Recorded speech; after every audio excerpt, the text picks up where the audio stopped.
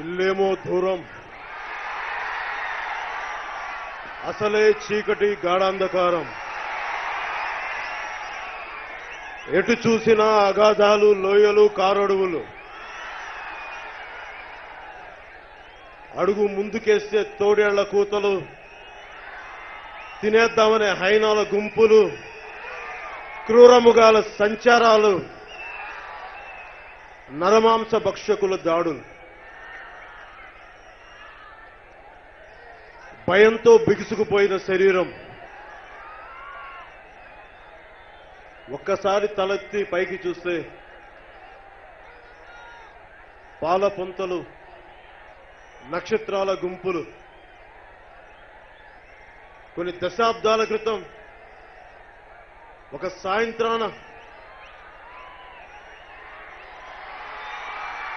తన తండ్రి చెప్పిన మాటలు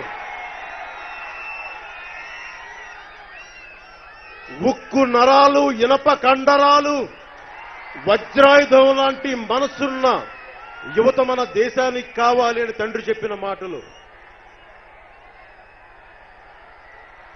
ఆ బాల్యంలో చాలా గుండె ధైర్యాన్ని నింపాయి. అదే గుండె ధైర్యం ఇంటర్మీడియట్తో ఆగిపోయినా కానీ చదవటం ఆపలేదు. ఆ ధైర్యం అది నేర్పించింది. తనను తగ్గించుకోవడం నేర్పించింది.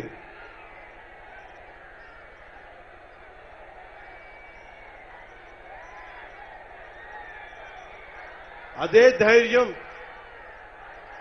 4 గోడల మధ్య నుంచి బయటికి రాని ఒక కుర్రాడిని కొన్ని కోట్ల ముందు బయటికి వచ్చి అభిమాన నటుని చేసింది. అదే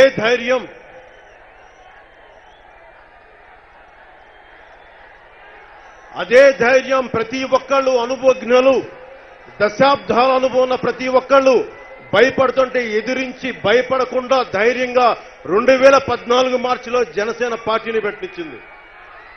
అదే ధైర్యం ఎవరు ముఖ్యమంత్రి కావాలో చెప్పింది. అదే ధైర్యం ఈ రోజున 2019 ఎన్నికల్లో ఒంటరిగా పోటీ చేయడానికి నిర్ణయించుకుంది. అదే ధైర్యం 2019లో ఒక కానిస్టేబుల్ కొడుకుని ముఖ్యమంత్రిగా చేస్తుంది.